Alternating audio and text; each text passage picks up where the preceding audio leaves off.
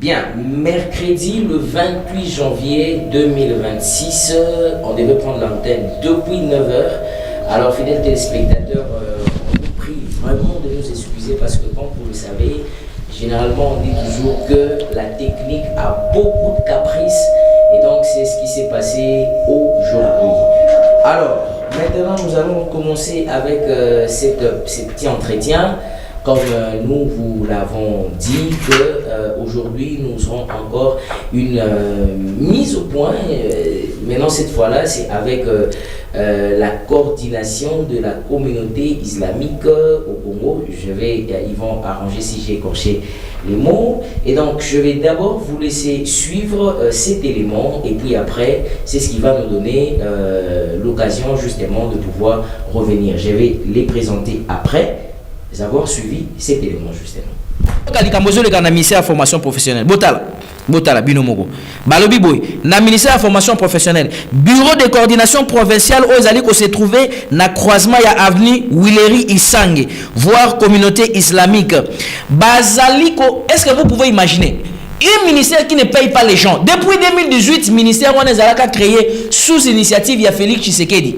Bafutaka batukunate, mais parce qu'on rançonné batumbongo $72. Beaucoup de gens, j'ai les vidéos.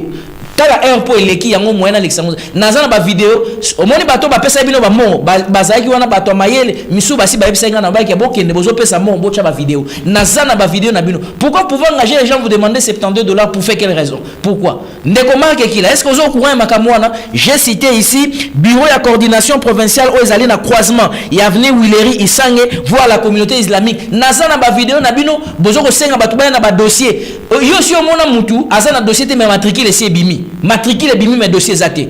Ah non, c'est pas possible. Ministère de la formation professionnelle. Bien bozo gâté. Ndeko marque qui là, je vous ai demandé encore wana uté ko tika bobi que non to sala boina boy tout ça, vous n'avez rien fait. Alors une fois de plus encore je suis en train d'alerter.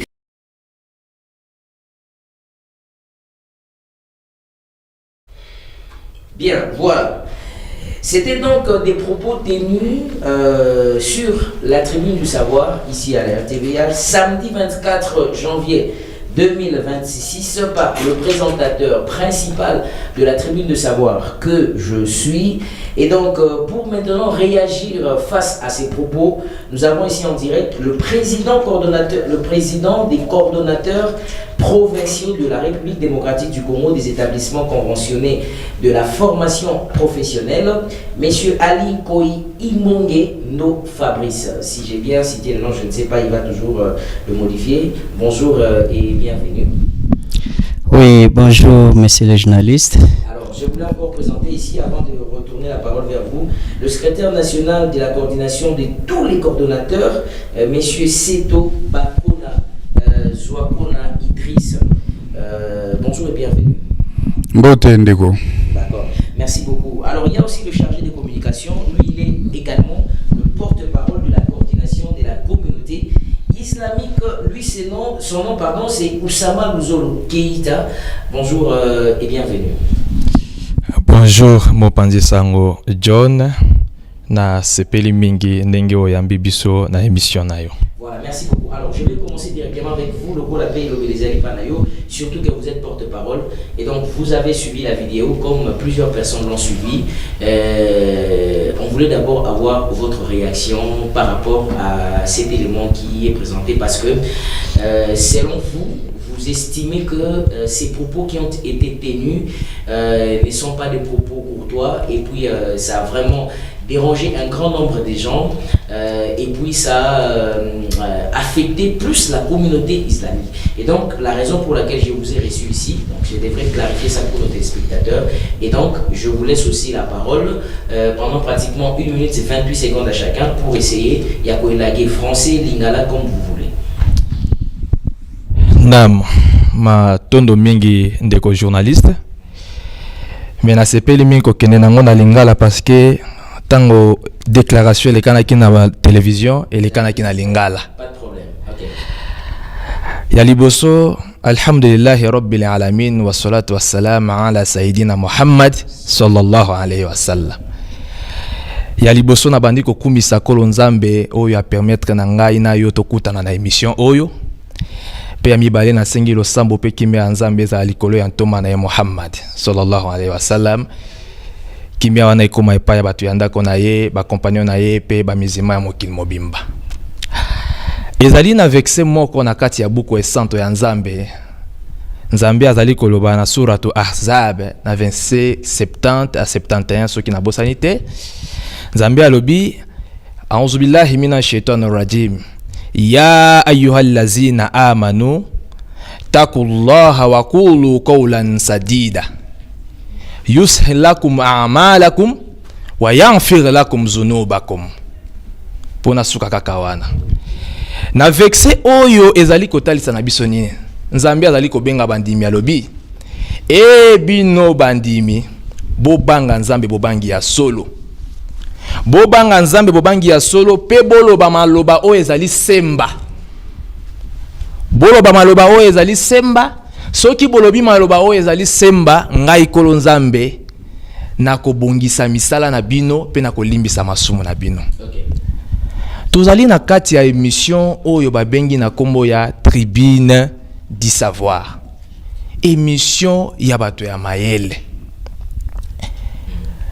Lelo ya komona bien évidemment émission ezali na kati ya chaîne chrétienne, mais makambo totu koloba awa elandi bango. Nzambe alobi boloba maloba ya semba. Mais oyo biso tolandaki en tout cas na ebite na qualifier ngolo lenge nini. Penzambe alobi soki bosa bolobi maloba ya semba na kobungisa misala na bino na kolimbisa masumu na bino. Émission oyo ezali émission ya bato ya mayele. Tango ezali kobimisa makambo ya semba ya kitoko, émission pe kokende liboso. Mais soki ezali kobimisa makambo oyo esengeli te, biso toko frapper na notin, Nzambe nde akofrapper. Totala ki video lokola bato nyonso ndenge batalaka. Et to mona ki pe oyo esengela ki komona. Mais tozala ki na pasi na motema. Pasi na biso na motema c'était parce que vidéo ezali kolobela et préciser malamu coordination des établissements conventionnels islamiques. Ndeko nangai. Quand vous parlez de la convention islamique, ozo kolobela nde communauté mobimba ndeko nangai. Oyo tamboli wana ezali nde communauté. Oyo ezali na classe moko na ba mangomba mususu oyo tozali kobenga ba grand culte. Lokola ba catholique, ba kimbangiste, protestant, islam. Video etamboli esali pasi pona nini?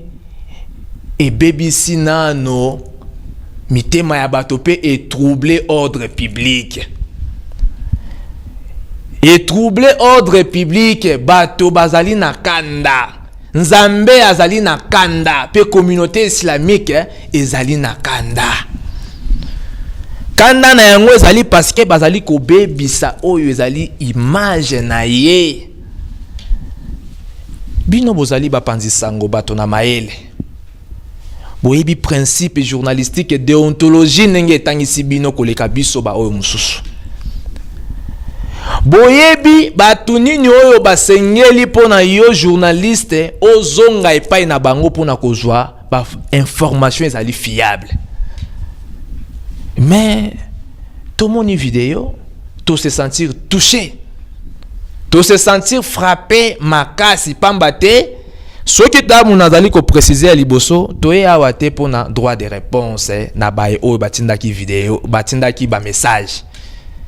Mais nous sommes ici pour na kosala avertissement ya suka. Na bae oyo ba bandi, ba oyo ba zolinga, na ba oyo ba ko préparaka.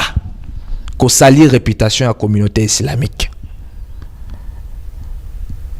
Lelo ya komona vidéo et le baquet. Moi j'avais apprécié J'avais apprécié de retard na nous so to linga o la kisabiso bilili awa biso to lingi to monango. To pesi yo permission journaliste.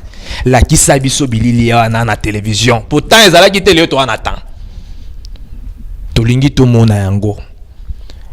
Bato yango nani baza bato nini oyo bazali koyoki sa communauté na biso soni biso tolingi to mona yango.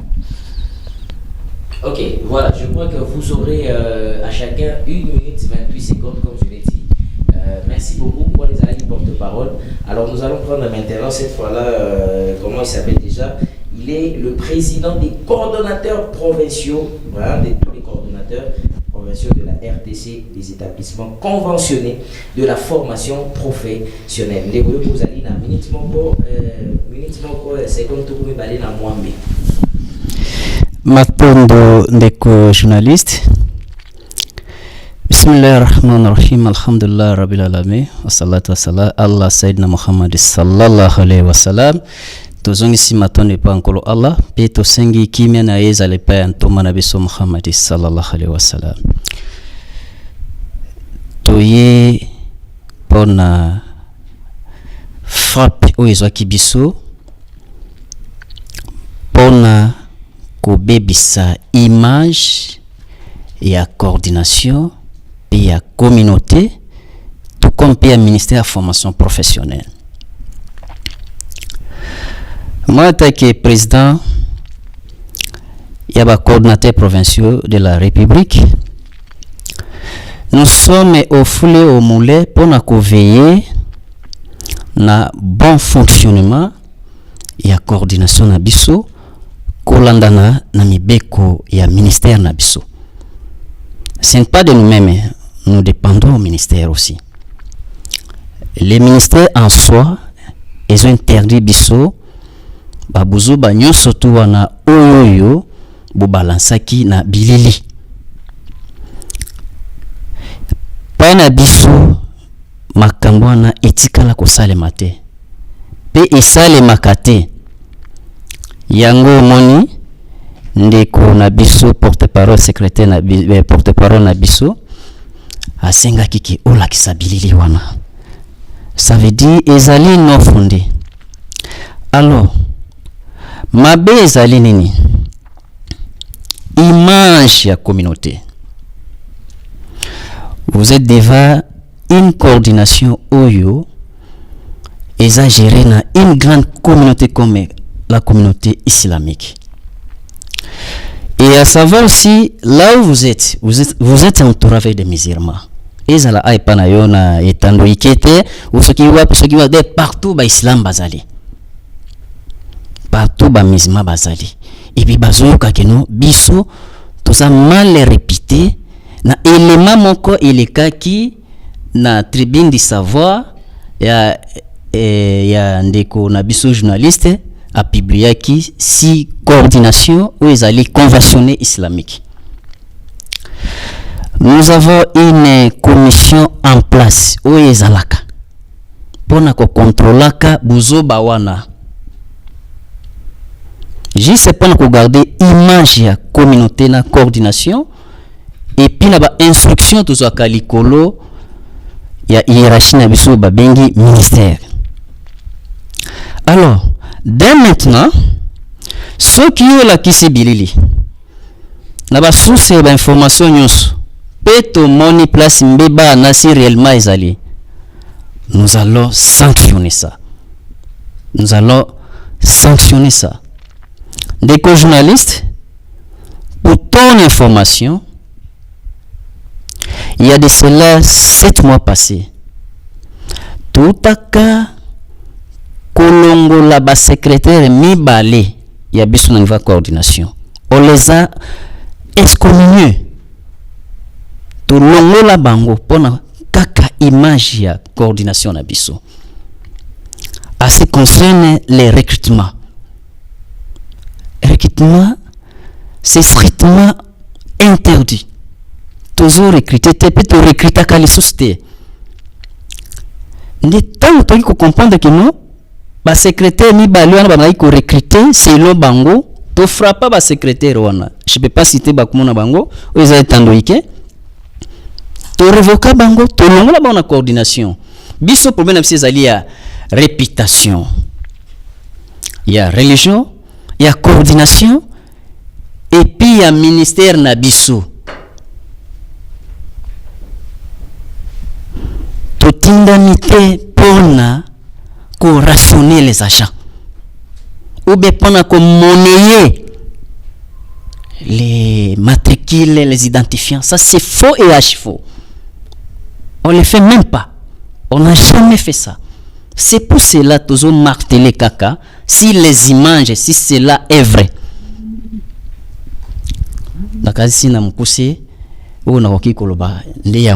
Voilà, merci beaucoup, merci président. Allez, tout le monde va sur le pays secrétaire national, il y a la coordination, il y a le coordonnateur, négocier tout, Bakona, soit Kona Idriss. Je crois que c'est bien prononcé. Oui, Matondo mingi ndeko nayebi ke bandeko basi ba lobby onyo sotoningaki to loba awa nalingi nameka komanyola muke makambo oyo ezoloba na kombo ya coordination ya communauté islamique et ke biso toza wana tozo diriger yango toyebi ke badongolo miso bazali wana toyebi batu oyo bazolinga coordination ekende liboso te bazolinga batia mbilinga na kati ya coordination ya communauté islamique na ministère toyebi mais communauté islamique elalité soki toyaki awa te mbele mususu mutu oyo ayaki kopesa sango to akomiselaki yo basango tolingaki toyeba ye mbala moko na nsima na yo mais lokola religion islamique ezali religion ya kimia nde yango omoni toye mais toye te po toyebisa mutu wana tika musala azosala te toye koyebisa ye ke sikoyo batieli ye bapiège partout mutu oyo akokweya na mbeba wana toza ata na ngonga moko ya kolimbisa lisusu te po makambo oyo elekaki na etando ike epa na yo na miniti oyo eza na justice po eza coordination te biso toza na bana bitinda oyo batindi biso po tosala mais communauté eza wana et une fois likambo boye eleki eza ke communauté nde kotelema liboso etango communauté biso tozopesa rapport na communauté azomona ke makambo wana eza te mais na pembeni badongolo miso bazoya pona koloba oyo ezosalama te eza pona kosalir ndenge bino bato lopoto bolobaka kosalir to kobebisa image ya communauté islamique oyo déjà na kati na biso tozoluka solution pona kotia makambo nyonso na molongo mais groupe ya batu moko ou bien masanga ya batu moko o bazolinga batia mbilinga na kati ça fait ezala etando ike o ekabolaki sango wana na batu oyo bazopesa sango wana mwa masanga ya batu wana biso tozokende na bango malembe soki mutu aye kopesa sango kaka epa na bino awa te partout oyo mutu akokende kopesa sango pona coordination ya communauté islamique na kosenga na bino ke bo banda nanu na ko vérifier avant boya kolekisa yango pona nini po ba musulman baza na kanda ba musulman balingi te réputation ya islam ebeba toyebi na mboka na biso soki batangi ba religion oyo eza na sembo ba musulman baza parmi ba religion oyo eza na sembo mais balingi te babebisa kombo ya nzambe pona babuzoba oyo etali ba sentiment na biso bato mukili ça fait awa tozo mettre en garde tout le monde oyo eza na kati ya masanga oyo bazoluka ko déstabiliser coordination ya communauté islamique pe na sengi na ba musulman place nyonso oyo baza ba veiller na mutu oyo akoya pona koloba mabe na kombo ya islam to ya kombo ya communauté ya coordination ya communauté islamique bayebisa biso na lombangu pour que mutu wana to landela ye na place oyo esengeli po mibeko ya mboka elandela ye na awa nde na koki komeka kosuka e mituna mususu koya toza wana pona ko ya nola yango.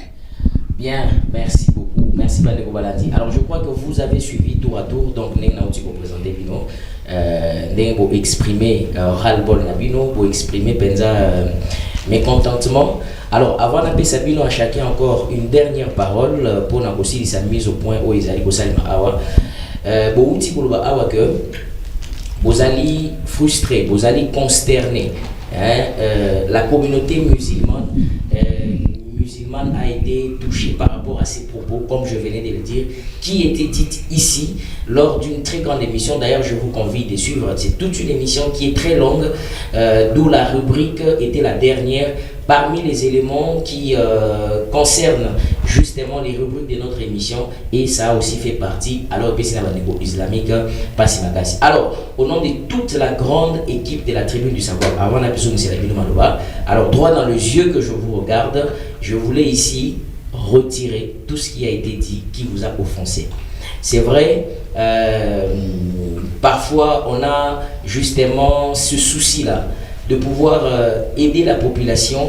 Nous vivons dans un état où les gens vivent de moins $1 par jour, et quand justement les gens se font arnaquer, je pense qu'il y a de quoi à décrire, à sensibiliser. Mais comme vous nous avez donné la porte ouverte, de bien vouloir à tout moment venir vers vous quand nous apprenons quoi que ce soit, alors ici l'occasion de nous de présenter toutes nos excuses envers vous et l'équipe de la Tribune du Savoir et toute la chaîne. Donc ici, il n'était pas question, je rappelle, il y a pour nuire la réputation de la communauté, pas du tout. La communauté islamique, nous avons beaucoup de respect pour cette communauté, tout comme les autres communautés, comme vous aussi vous avez du respect pour les chrétiens, nous aussi nous avons le même respect pour vous. Et donc ici, il n'était pas question de vilipender ou de parler en mal de la communauté, mais nous étions plutôt en train de nous attaquer aux pratiques qui ne sont pas bonnes. Malheureusement, cela a fait en sorte que et ces pratiques et les personnes étaient justement liées à la communauté.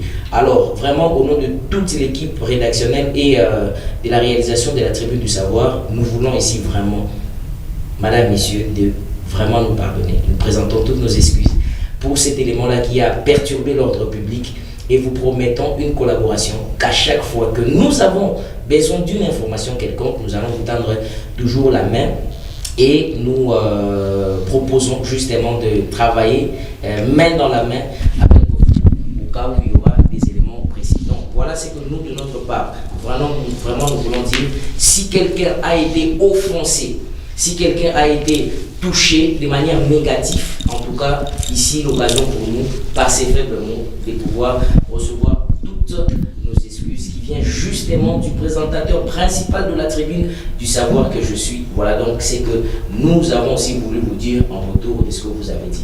Alors je remettrai la parole encore au porte-parole, et puis ça va repasser encore pour qu'on puisse clôturer.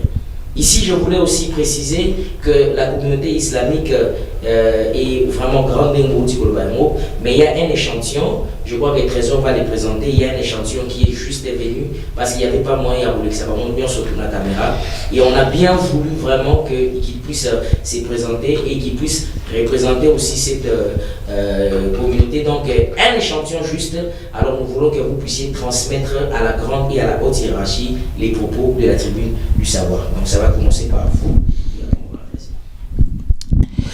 Naam, alhamdulillah. Yaliboso, hormis à ma qualité tout utaï kotangawa, je suis un imam. Je suis un religieux. Ntoma nabiso yazali guide principal, prophète Muhammad sallallahu alayhi wa sallam. Aïpsi nabiso na hadith moko alobi na maloba moko. La plupart yabana Adam bazali na libungi.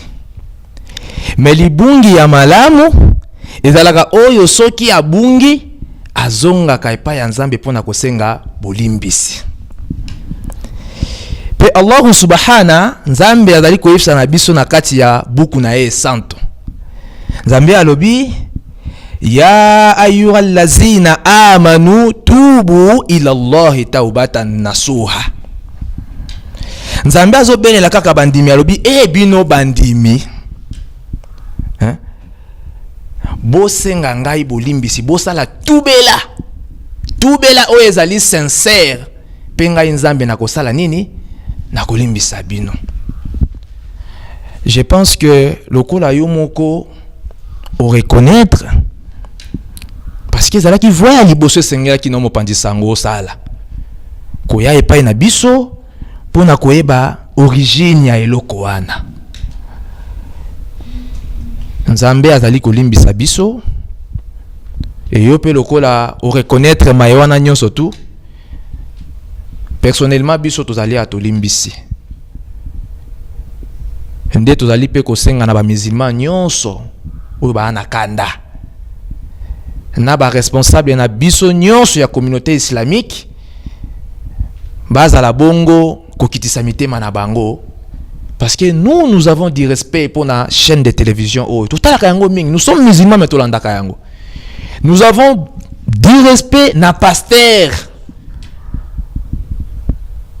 tout un respect na makasi tolandaka bino, mais tant que tout le monde qui maïwana esalaki biso pasi mingi. Et il nous semble que bato batindaki ba image wana eza ba agent soi-disant. Mais je vous dis, ba agent wana oyo yo lobaki batindaki tolandaki na bilili wana, mais bato mo na sima awa baza pe ba agent te. Et la majorité d'entre eux balobi que to poursuivre bino. La majorité babi mais biso balobi que biso to fundi bino bo poursuivre bango. Nous sommes une religion, on ne peut pas agir brutalement. Tu agis sarabongote. Et loko nyonso tokendaka nango malembe. Nde yango moni, ce n'était pas prévu, mais ba Jean bango moko basengaki ba accompagner biso. Nde moni bango bazala parce que baza peut toucher lolenge communauté coordination zali toucher lolenge moko na bango. Baza touché parce que baza touché pour na nini ba umeli na biso na kati ya ministère o tozali ya formation professionnelle ndenge batutu ba kozela nde bango pe ba kozela mais ya komona makambo bamona ki na etandoike etamboli mokili mobimba tala bino ba musulman alors que islam ezali religion ya sembo. Tango raba musulman apesaka assalamu alaikum. Assalamu wana ye na kombo ya Nzambe. Parmi ba attribution ba kombo ya malamu ya Nzambe la kisi kimia. Tozali batu ya kimia, tozali batu ya désordre te.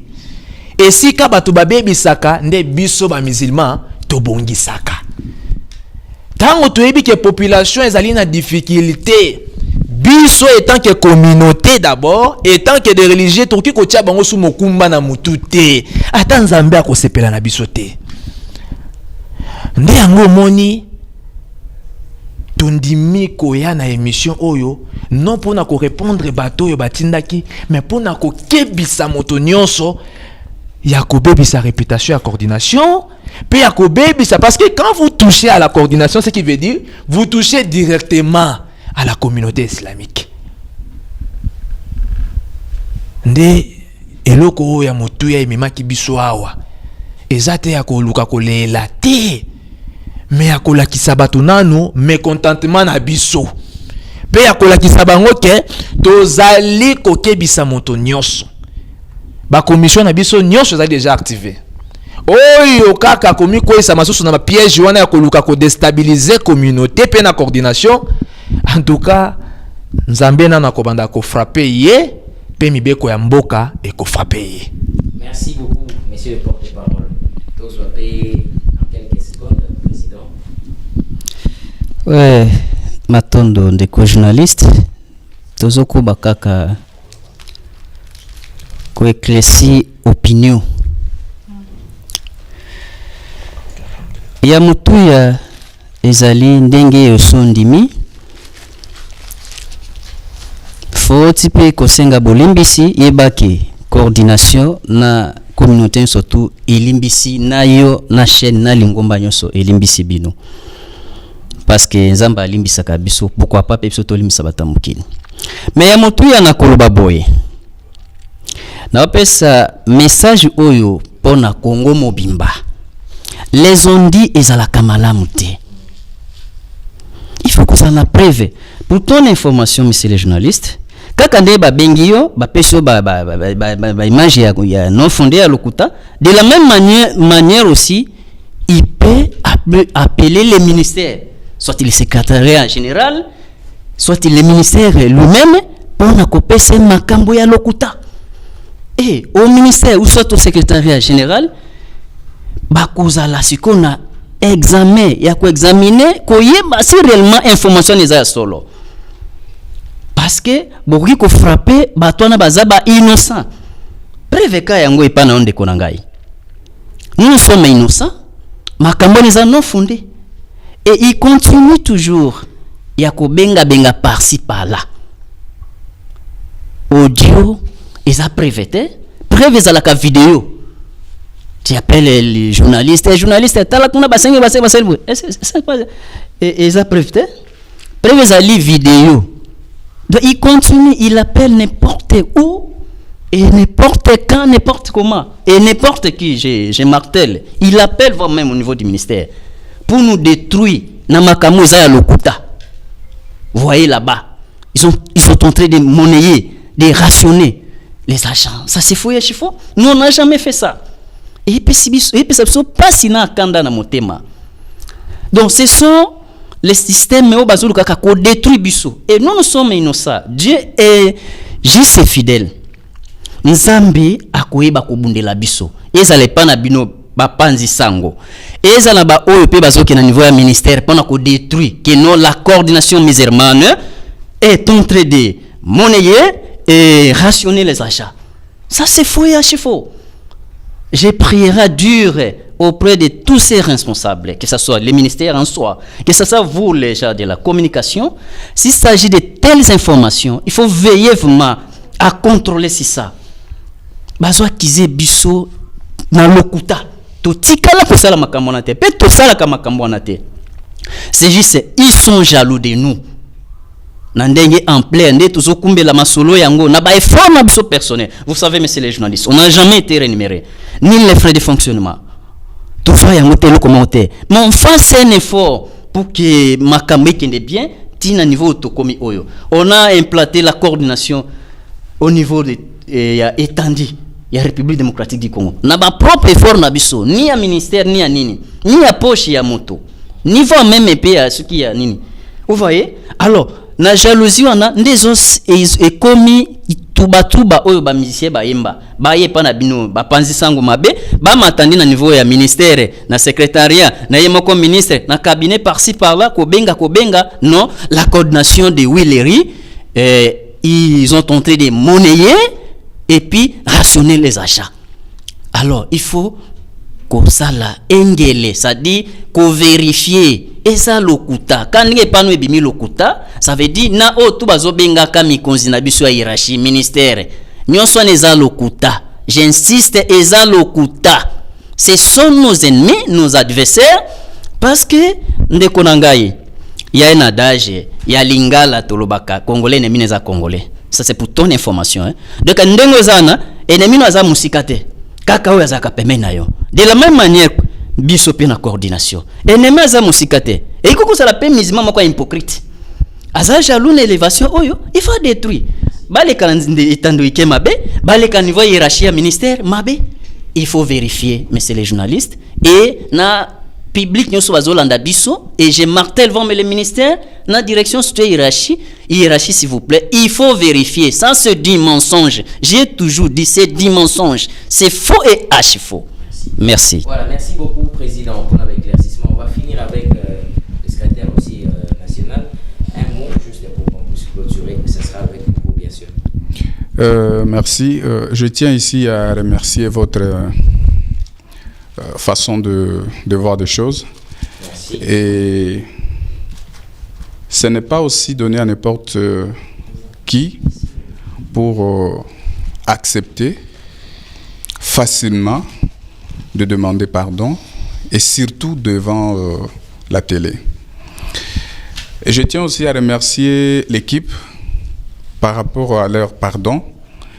Et ici, nakosenga na bandeko nyonso ba musulman za mutu ya kimia, musulman zali mutu ya boboto, tozonga ndenge tozalaki, bandeko basi balobi mais o eza ya mutu ya mingi po tozongela lisusu makambo o eleki te tolingaka penza koleka mingi te na etando ike mais awa nde toko profite ya koyebisa bandeko boye soki ozali na posa ya eloko songolo pakala ozali musulman to non musulman le seul coordination na République démocratique du Congo ezozwa na bandimi na yango na bato ya libanda eza coordination ya communauté islamique soki okiti siko na wileri okokuta ke na ba chrétien baza kuna ba chrétien baza na biso ba musulman baza na biso soki likambo wane bandaki kosalema depuis coordination eza ti lelo je pense que même bandeko ba chrétien balingaki déjà baloba yango mais awa soki pe bato ya mitema mabe bazate tolingaki pe tokoma awa te bango nde basali ke tokoma awa mais musala na bango bandi kokoma déjà na suka po communauté ezui décision ya ko landela bato wana nyonso soki likambo ebimi ou bien baye kokomisa même na niveau ya ministère il faut to bandana na loko babengi vérification au vérifier on dima mi keloko baye koyebisa biso ou bien information lokwa ba négligeaka te eza ya solo nde boye kokoma to boye ko koloba na etando mais soki vérification eza te to bandi mbala moko na koloba mbala ya sima to kozala penza na ngonga lisusu te ya koya koloba e kozala tango balobi neti awe lobamaki biso toke tolobi na ngambo mususu etant tozoloba na ngambo mususu na ba avocat na biso bakei pe mbala moko or biso ba musulman tolingaka penza makambo ya kofunda te makambo ya kofunda eza penza islam te biso ezalaka so likambo eza bovandi boyokani ndenge elekani awa bolimbisi sengami pe tosilisi yango mais awa nazo senga ezala ba journaliste nyonso ya République démocratique du Congo oyo yozo représenter bango et nazo senga na bandeko nyonso ya ministère ya formation professionnelle apprentissage et métier soki likambo ebimi na kombo ya coordination ya ba musulman soki likambo moko boyoki muto aye apesi bino image muto apesi bino audio muto alobeli bino pona coordination ya communauté islamique adresse ezali polele adresse yebani bo bandana no ko contacter coordination avant ya kosala nyonso